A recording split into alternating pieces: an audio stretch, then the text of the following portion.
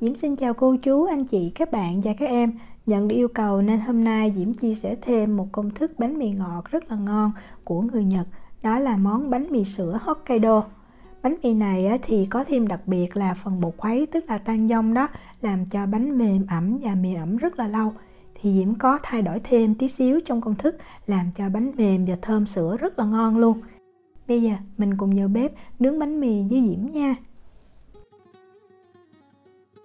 Đầu tiên Diễm đi giới thiệu về bột mì trước.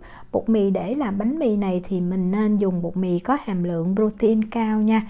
Diễm dùng gói bột này. Thì gói bột này cái protein của nó là 12%, tức là 100g bột thì có 12g protein. Mình nên dùng bột mì số 13 hoặc là bột bánh mì thì ngon ha. Công thức này thì mình cần 475g bột. Mình cho vào trong cái thau nhồi luôn.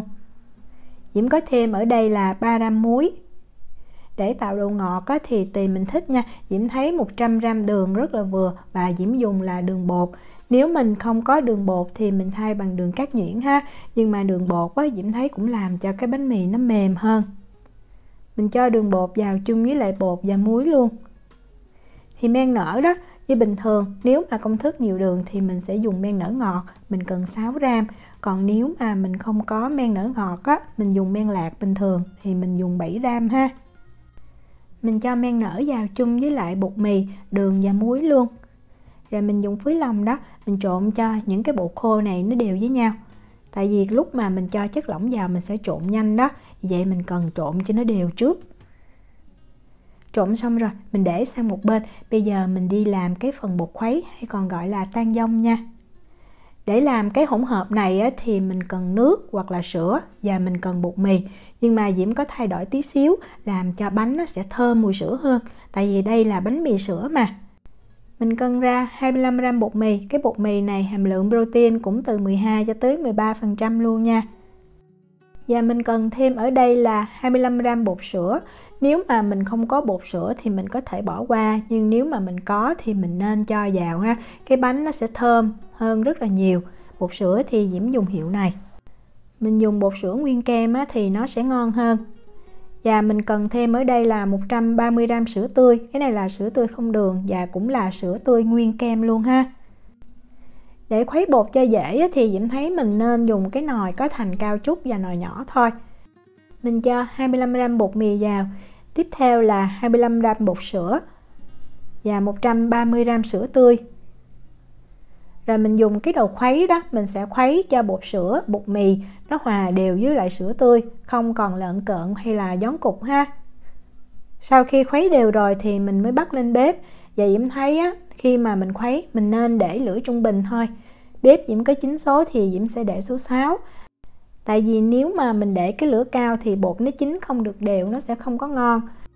Mình cứ khuấy đều, khi mà mình thấy bột nó tỏ cái hơi nước lên như vậy thì mình khuấy nhanh tay hơn. Mình thấy bắt đầu cái hỗn hợp này nó sẽ sệt lại. Và lúc mà mình thấy bắt đầu nó nặng tay hơn là bên dưới bột nó chín thì mình nhắc khỏi bếp liền nha. Mình đừng có khuấy cho bột nó chín kỹ ở trên bếp, Diễm thấy không có ngon. Cái bột này nó vừa chín thôi, như vậy thì Diễm thấy nó giữ ẩm được tốt hơn. Đó, như vậy thì Diễm nhắc khỏi bếp. Và nhắc khỏi bếp mình cũng khuấy liên tục. Và mình thấy ở đây, đó, bột nó đã chín là nó đặc lại như vậy. Lỏng hơn một chút cũng được nha, chứ đừng có chín kỹ quá. Rồi mình cân ra 200g sữa tươi không đường luôn ha. Và sữa lấy ngay từ trong tủ lạnh ra, mình cho vào. Diễm có thêm là 75g bột sữa. Đó, lượng bột sữa nhiều như vậy, vì vậy bánh khi mà mình nướng xong sẽ rất là thơm. Rồi mình khuấy cho cái hỗn hợp này nó thật là đều ha. Mình cho sữa lạnh vào như vậy để cái hỗn hợp bột khuấy này nó nguội và mình làm liền luôn, mình không cần phải đợi. Khi mà mình thấy cái hỗn hợp đều rồi thì mình cho vào đây 45g kem tươi. Nếu mà mình không có kem tươi, mình có thể thay bằng 40g sữa tươi cũng được. Rồi bây giờ mình dùng cây trộn bột đó, mình khuấy ở dưới cái đáy nồi ha. Tại thường cái bột nó có thể là đọng ở bên dưới xung quanh thành của cái đáy đó. Khuấy đều rồi, mình nên kiểm tra trước khi mình cho vào bột nha. Nó phải nguội chứ không có được nóng hoặc ấm ha. Lưu ý giùm Diễm. Cái này là Diễm thấy nguội rồi, Diễm mới cho vào trong bột nè. Nếu mà chưa nguội thì mình có thể cất cái hỗn hợp này vào trong tủ lạnh đó, ngăn mát, mình đợi chút rồi mình cho vào bột. Tại vì bột này cái lượng bột sữa nhiều, vì vậy mình sẽ cần nhồi bột ở cái nhiệt độ mát lạnh, không có nhồi nóng. Đó, mình sẽ trộn cho cái hỗn hợp bột khô nó hút hết chất lỏng như vậy. Lưu ý là bên dưới cái thau nó hay bị động cái bột khô đó, mình trộn lên ha. Sau khi mình thấy là trộn đều hết rồi, mình làm nhanh tay nha. Thì lúc này á, mình mới lấy cái màng bọc thực phẩm á, mình đậy sát lên trên mặt bột và mình cho cái thau bột này vào trong ngăn mát tủ lạnh để nghỉ ở đó 45 phút. Mục đích là để cho cái bột nó mát lạnh á, thì mình nhồi nó sẽ dễ dàng và bột nó dẻo mịn hơn. Vì vậy mà Diễm cứ lưu ý là cái hỗn hợp sữa với bột khuấy nó cần nguội hoặc nó lạnh chứ nó không có được nóng ha. Mình chuẩn bị sẵn ở đây là 50g bơ. Cái này là Diễm dùng bơ có muối nha. Mình dùng bơ lạc cũng được luôn. Nếu mà mình dùng bơ lạc thì lúc mà cho vào trong bột á, mình cho 4g muối thay vì 3g. Rồi Diễm cho 50g bơ này vào trong lò vi sóng. Diễm bật lên 30 giây cho chảy ra như vậy. Rồi mình để ở đây cho bơ nó nguội ha. Tí xíu mình cho vào mình nhồi bột. Đây là bột mà Diễm đã để trong ngăn mát tủ lạnh được 45 phút nè. Mình lấy cái chén bơ mình làm chảy đã nguội rồi, mình cho vào luôn. Mình cũng có thể dùng bơ mềm nha, nhưng mà Diễm thích bơ chảy như vậy thì bánh để nguội á, sang ngày nó vẫn mềm, nó không có bị khô. Mình cho vào trong máy nhồi thì mình bật cái tốc độ thấp nha, Diễm để số 1. Công suất máy của Diễm là 1700W, nếu mà mình dùng cái máy cái công suất thấp hơn thì mình có thể để số 2 hoặc là số 3, nhưng mà đừng có để cao quá. Và như mình thấy ở đây cái thau còn rất là lạnh ha, giờ mình cất nguyên cái thau nhồi trong cái tủ lạnh luôn. Từ lúc mà bơ thấm đều vào trong bột thì mình sẽ nhồi bột ở tốc độ thấp trong thời gian là 20 phút. Khi mà bột nó hòa đều bơ mình sẽ thấy nó dính ở dưới cái đáy thau như vậy, nhưng mà không sao hết, mình cứ nhẹ nhàng mình nhồi thôi. Thì sau khoảng 12 cho tới 15 phút á, bột nó sẽ tróc khỏi cái thành của cái thau như vậy. Mình nhồi thêm cho đủ 20 phút là được. Nếu sau 20 phút mà bột nó chưa tróc khỏi cái thau nhồi thì mình có thể lấy nguyên cái khối bột ra và mình đập lên mặt phẳng vài lần thì bột nó sẽ săn chắc lại. Mình thấy ở đây thì bột rất là dẻo nhưng mà nó không có được mịn lắm do mình dùng cái lượng bột sữa nhiều, nhưng mà bánh á, khi làm xong á, vẫn mềm, dai nhẹ rất là ngon nha. Diễm thấy á, bột á, khi mà mình lấy ra thì mình nên túm nó lại, mình kéo nó ra và mình túm lại vậy thì cái khối bột nó sẽ mướt hơn. Đó, rồi mình cho vào trong cái thau này, không cần phải thoa dầu gì ha. Tạo thành một khối tròn và mình đậy bột kín lại, mình để ở nhiệt độ phòng, mình ủ cho bột nở gấp đôi. Thì nhiệt độ nhà Diễm bây giờ nó là 25 độ C, thì Diễm thấy ủ 90 phút á, thì bột nó nở gấp đôi. Đó, mình thấy bột nó nở căng lên như vậy là được ha. Nếu mà mình dùng men lạc thì có thể bột sẽ nở chậm hơn, hoặc nếu mà nhiệt độ nhà của mình nóng hơn thì bột nó sẽ nở nhanh hơn. Khi lấy bột ra thì mình chỉ kéo nhẹ như vậy nè, là bột nó tróc ra khỏi cái thau à. Và lấy bột ra rồi thì mình dùng tay đó, mình đấm nhẹ lên bột như vậy cho những cái bọt khí trong bột á, nó bể ra. Như vậy lúc mà cái bánh nó nở, nó sẽ nở đều hơn, nó không có bị những cái bọng khí. Sau đó mình chia bột ra làm 12 phần bằng nhau nha. Thì mỗi phần bột nó khoảng từ 90 cho tới 93g. Mình nên cân như cho nó chính xác ha. Đó, Diễm cân nè cho nó đều. Và cái cục bột mà cân thêm á, thì mình để ở dưới. Rồi mình kéo và mình túm bột lại như vậy, giúp cho cái mặt bột nó sẽ láng hơn. Tạo thành một cái khối tròn. Mình viết cái mí dưới lại. Rồi mình để miếng bột xuống, mình xe tí xíu ha. Dở lên kiểm tra, nếu mà nó bị hở hoặc chưa đều thì mình túm lại lần nữa. Vậy là mình đã vo xong. Mình vo xong 12 cục bột rồi thì mình lấy cái màng bọc thực phẩm á, mình đậy kín lại và mình để cho bột nghỉ 15 phút ha. Nếu mà nhiệt độ nhà mình nóng á, thì mình có thể cho bột vào trong ngăn mát tủ lạnh nha. Mình để bột nghỉ như vậy để bột nó không có co giãn, mình cán mình tạo hình nó dễ dàng hơn. Để nướng bánh thì tùy mình có cái khuôn nào. Diễm có cái khuôn chữ nhật này, có kích thước là 22 x 28 cm. Và Diễm sẽ lót một cái tờ giấy nướng bánh ở bên dưới. Một khuôn này thì mình nướng cho một công thức bột nha. Bột sau khi để nghỉ được 15 phút á, cái viên bột nào mình xoa đầu tiên thì mình sẽ lấy ra, mình tạo hình đầu tiên. Đó, mình đặt miếng bột xuống rồi mình dùng tay đó mình ép bột nhẹ. Rồi mình dùng cây cán bột đó, mình cán bột cho bột nó dài ra. Thì cái chiều dài á, nó khoảng 15 cm là được ha. Cán ngang chút nè. Rồi mình lật cái miếng bột lên, tại vì cái bề mặt láng của bột á, mình sẽ để cho nó nằm bên ngoài, vì vậy mình lật lên như vậy. Rồi mình xếp bột lại. Sau đó mình xoay cái miếng bột lại, rồi mình cuộn. Mình cuộn như vậy á, thì Diễm thấy khi mà mình nướng xong á, cái bánh nó sẽ căng mịn hơn, đồng thời nó cũng nở tốt hơn. Bánh khi mà mình ăn á, mình xé ra được cái từng thớ luôn. Cái mí này nè thì mình díp lại chút nha. Vậy là mình tạo hình xong. Mình cho 12 cái viên bột này vào trong khuôn. Như vậy là vừa đủ. Rồi mình lấy màng bọc thực phẩm đó, mình đậy bột kín lại và mình ủ cho bột nó nở gấp đôi trở lại. Thời gian lúc này sẽ nhanh hơn, từ 45 cho tới 60 phút. Và Diễm thấy á, nếu mà mình nướng trong một khuôn lớn như vậy thì phần bánh ngay giữa nó nở không có được tốt lắm.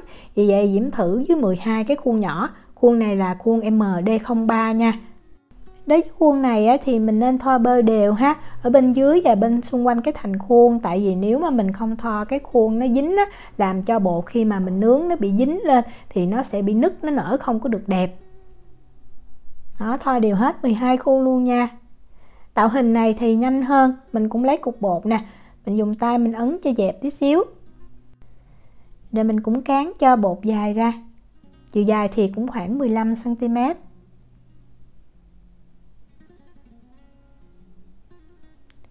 Sau đó mình sẽ lật cái miếng bột lại để mình để cái mặt láng ở bên ngoài. Rồi mình cuộn bột lại thôi. Cuộn đừng có chặt tay quá mà cũng đừng có lỏng quá ha. Lỏng quá thì mình nướng á, giống như nó hơi bị rỗng. Chặt quá thì cái bánh nó nở không có tốt. Cái mí thì mình díp lại chút nha. Cái mí bánh á, thì mình sẽ để cho nằm bên dưới. Mình túm hai bên cái đầu bột lại nè. Rồi để cho đẹp á, làm kiểu tí xíu thì Diễm sẽ chia cái miếng bột ra làm 8 phần bằng nhau. Thì mình chia đôi trước nè. Sau đó mình lại chia đôi cái miếng bột bên kia. Rồi mình lại chia làm đôi nữa. Như vậy thì khi mà mình nướng xong nó sẽ có thành từng khoanh á, nhìn nó hấp dẫn hơn. Vậy là xong.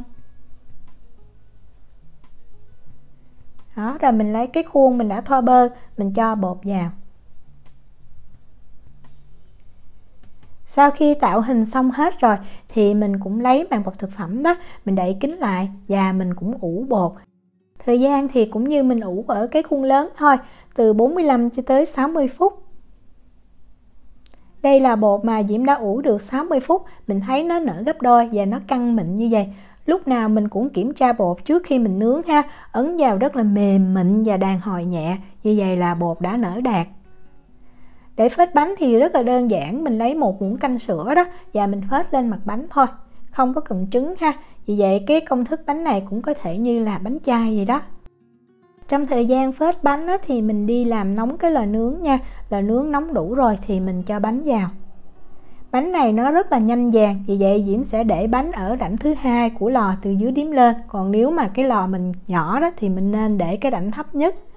Và mình nướng ở nhiệt độ là 180 độ C, 356 độ F trong thời gian từ 30 cho tới 35 phút.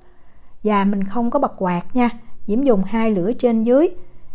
Và Diễm lưu ý là sau 10 phút á, thì mình sẽ mở ra và mình dùng cái giấy nhôm đó, mình che cái mặt bánh lại. Tức là nướng khoảng 8-9 phút mình nên canh đi. Diễm có canh thì chính xác 10 phút là bánh bắt đầu nó vàng cái mặt. Mình che lại như vậy để bánh nó không có vàng quá, cái bánh nướng xong sẽ đẹp hơn. Rồi mình cứ nướng tiếp cho đủ thời gian thôi. Bánh này là Diễm nướng được 30 phút nè. Khi lấy bánh ra thì mình thấy bánh rất là căng và mềm, nhưng mà nướng vừa đủ thì cái chỗ này tí xíu nó sẽ co lại. Còn nếu mà mình nướng chín kỹ thì bánh này sẽ căng, nó ít co lại hơn. Đối với khuôn nhỏ thì mình cũng nướng ở nhiệt độ 180 độ C, 356 độ F, nhưng trong thời gian từ 23 cho tới 25 phút thôi ha. Nếu mà mình thích bánh mềm, ẩm và ít vàng thì mình nướng 23 phút. Nếu muốn bánh chín thật kỹ thì mình nướng 25 phút. Cái này là Diễm nướng 23 phút nè. Mình để bánh nguội tí xíu nha, rồi mình lấy ra khỏi khuôn tại vì bây giờ nó rất là mềm. Khi mà lấy bánh ra khỏi khuôn á, thì mình nên để bánh trên cái rác như vậy để bánh nó không có bị động hơi ha. Bánh nguội thì mình bọc bánh kín lại, giữ cho bánh nó mềm, nó ẩm. Đó, mình thấy ở đây cái này là ngoài cái rìa đó, vì vậy cái nhiệt tiếp xúc tốt, cái bánh nó nở tốt và nó chín rất là kỹ. Xé ra không dám xé mạnh tại vì nó rất là mềm luôn. Đó, để Diễm quay gần cho mình xem, nở rất là xốp ha. Và bên dưới nó cũng vàng vừa đủ thôi, mình đừng có nướng cho vàng quá thì nó dễ bị khô, không có ngon. Mình thấy bánh đàn hồi tốt như vậy, nhưng mà khi mình ăn mình sẽ thấy nó mềm, nó ẩm nhờ có cái phần bột khuấy đó, và đặc biệt là rất là thơm sữa. Khi mà mình xé ra thì mình sẽ thấy cái thớ bánh bên trong nè, rất là ngon luôn. Còn đây là miếng bột nằm ngay giữa thì mình thấy ha, cái màu nó nhạt hơn và nó không có nở to. Và bên trong á, đã chín rồi, nhưng mà khi mình ăn mình so sánh thì mình sẽ thấy nó ẩm hơn so với cái bánh mà nằm ở ngoài rìa của khuôn. Bánh trong khuôn nhỏ này thì mình để nguội khoảng 5 phút á, mình dùng dao á, mình khơi nhẹ là ra thôi. Bánh cầm lên á, nhẹ như bông luôn, rất là mềm xốp và thơm. Diễm thích nướng vừa đủ như vậy, đừng có nướng kỹ quá ha. Nướng vừa đủ thì mình để lâu cái bánh nó vẫn ẩm. Và mình ăn á, mình thấy cái bột nó có cái vị ngọt nhẹ, vừa dai vừa mềm, thơm lắm luôn. Diễm chúc cô chú, anh chị, các bạn và các em thành công với lại món bánh mì sữa Hokkaido này. Nếu mà có thắc mắc gì thì cứ để lại lời nhắn hoặc là gửi tin nhắn cho Diễm. Diễm cảm ơn sự quan tâm theo dõi video rất là nhiều. Hẹn gặp lại trong những video tiếp theo. Chào tạm biệt.